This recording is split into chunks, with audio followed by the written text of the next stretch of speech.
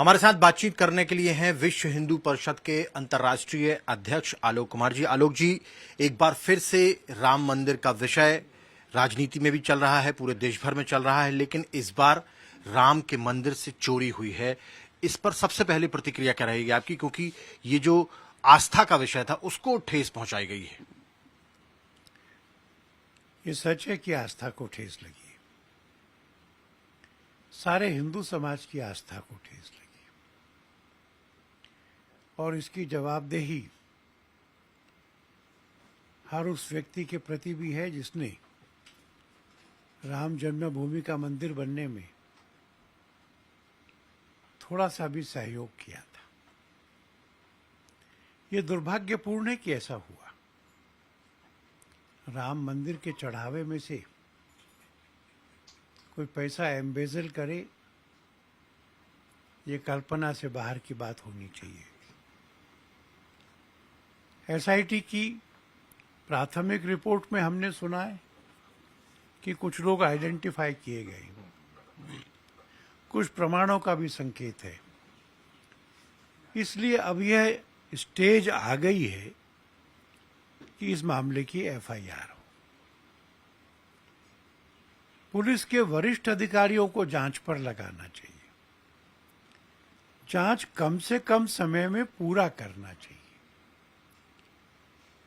Police ये जांच पूरी करके चालान फाइल करे, वह फास्ट ट्रैक कोर्ट में हो, सुनवाई डे टू डे हो,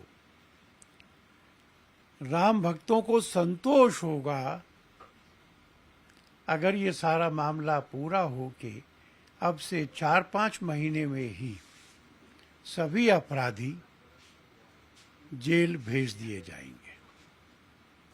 लेकिन आपने कहा विश्व हिंदू परिषद की तरफ से आप कह रहे हैं कि एफआईआर होनी चाहिए, जांच होनी चाहिए, फास्ट ट्रैक कोर्ट होना चाहिए, लेकिन जिन पर आरोप लगे हैं जैसे कि चंपत राय जी हैं, अनिल मिश्रा जी हैं, टिन्नू यादव जी हैं, खासतौर पर यदि हम चंपत राय जी की बात करें तो उन्होंने अभी तक नैतिकता के आधार पर भी इस्तीफा नहीं दिया है। क्या उनको जब ये आरोप लगे थे अपने आप को इस मामले से अलग कर देना चाहिए था कि जब जांच होगी, जब मैं बिल्कुल पूर्ण रूप से 24 कैरेट गोल्ड की तरह शुद्ध पाया जाऊंगा तभी मैं लौट कर आऊंगा, तब तक मैं अपने आप को अलग कर लेता हूं। उन्होंने अभी तक अपने आप को अलग नहीं किया मामले से। चंपत जी वरिष्ठ व्यक्ति, संवेदनशील हैं। जब जांच शुरू होगी पुलिस की कार्रवाई के बाद, तो अपने विवेक से जो निर्णय उनको करना होगा वो करेंगे। मैं उनको कोई राय नहीं दे रहा, पर मैं आपको 2 बातें याद कराना चाहता हूं। जब इस तरह की शिकायतें आने लगी तो चंपत जी ने ट्रस्ट की ओर से सरकार को कहा इन शिकायतों की जांच होनी चाहिए, एसआईटी बिठाइए। जब एसआईटी अयोध्या आ गई तो चंपत जी ने कहा मैं महामंत्री हूं, अपनी पूछताछ को मेरे से शुरू करिए। ये दोनों काम उन्हीं के इनिशिएटिव से हुए। आगे क्या क्या होगा तो एक बार एफआईआर फाइल हो जाए, फिर भावी घटनाक्रम को देखेंगे। लेकिन विश्व हिंदू परिषद के आप अंतर्राष्ट्रीय अध्यक्ष हैं, विश्व हिंदू परिषद में वो रहे हैं, विश्व हिंदू परिषद की तरफ से वो वहां पर हैं, तो आपकी तरफ से भी कोई कुछ निर्णय वीएचपी की तरफ से लिया गया हो कि भाई आपको हटना चाहिए? आपको हमने कोई निर्णय नहीं लिया, वो हमारी तरफ से वहां ये भी ठीक नहीं है। वो विश्व हिंदू परिषद के उपाध्यक्ष है, ये तो ठीक है, हम उनको राय दें इसकी हमको आवश्यकता नहीं लगती। वो अपने विवेक से जो निर्णय करेंगे वो अच्छा होगा। लेकिन इस पूरे घटनाक्रम से पूरे देश भर में लोगों की आस्था बस आहत नहीं हुई है, लोगों का विश्वास हिला है। भविष्य में किस तरीके से एक बार फिर से ये विश्वास स्थापित किया जाएगा, क्योंकि सैकड़ों वर्षों से राम मंदिर के लिए जो लोग लड़े हैं, जिन्होंने त्याग किया है, उनके मन में एक बहुत आहत हुआ है, उसको कैसे स्थापित करेंगे आप लोग? 2 बातें करना होगा। एक तो दोषियों को दंड, और दूसरे इस बात के लिए आप समझ लेना चाहिए कि इतने बड़े मंदिर को इनफॉर्मली नहीं चलाया जा सकता। इसके लिए सिस्टम्स बनाने होंगे। प्रशासन का जिनको अनुभव है ऐसे लोगों को रखना होगा। स्टैंडर्ड ऑपरेटिंग प्रोसीजर्स का निर्माण करना होगा, सख्ती से पालन करना होगा। यह असंभव हो जाए कि राम जी का एक भी पैसा अनअकाउंटेड रहे।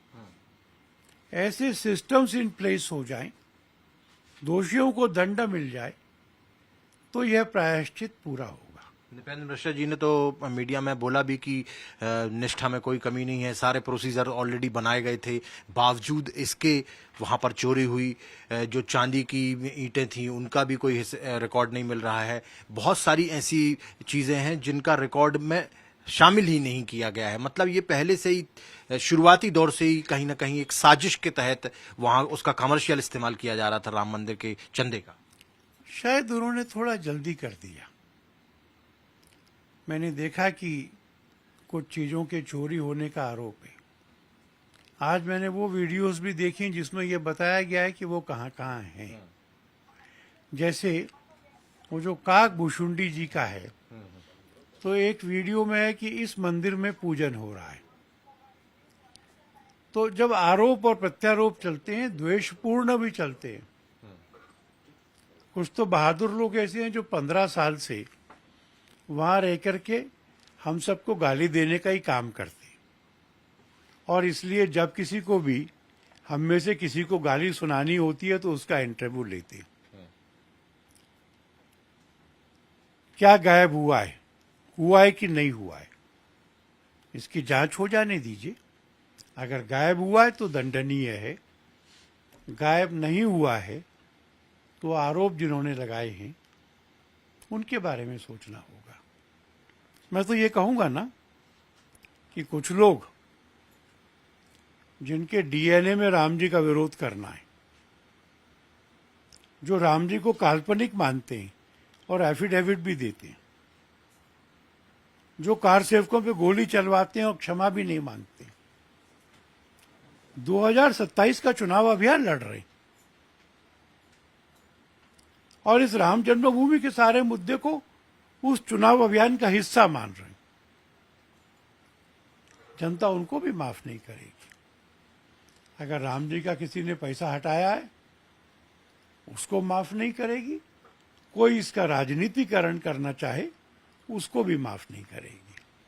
एक सवाल इसमें ये बनता है कि जब राम जन्मभूमि का आंदोलन चल रहा था, उस दौरान भी जब चंदा आया था, उस दौरान भी चंपत राय जी का नाम आया था, विश्व हिंदू परिषद का नाम आया था कि चंदे में जो पैसे आए हैं उसमें गड़बड़ी हुई है। उसके बाद में जमीन को लेकर जो है उसमें भी गड़बड़ियों की शिकायतें सामने आई। अब ये वाली शिकायत आई और इन तीनों चीजों में कॉमन चंपत राय जी का नाम है।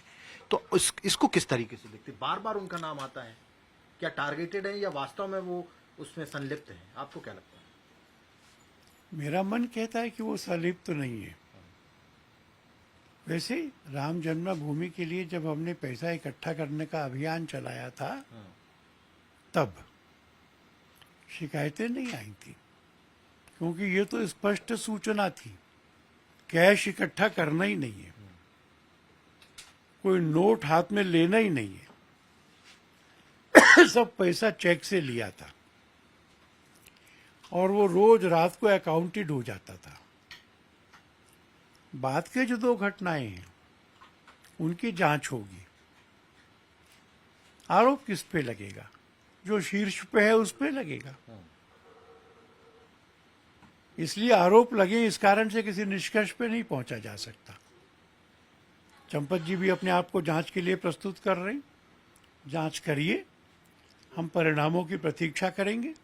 तब तक किसी पर कीचड़ नहीं उछालना चाहिए और किसी का बचाव भी नहीं करना चाहिए। आपको नहीं लगता कि चंपा जी को स्वयं से इस्तीफा दे देना चाहिए था? तो ये जो बार बार सवाल पूछे जा रहे हैं चंपत राय जी को लेकर, आपको भी बाद ट्वीट करना पड़ा कि अब एफआईआर हो जानी चाहिए, फास्ट ट्रैक कोर्ट बन जाना चाहिए। यदि ये पहले हो जाता तो हो सकता है कि ये सब सारी चीजें नहीं होती, ये सवाल नहीं खड़े होते। पहले एफआईआर करने की स्थिति नहीं थी ना।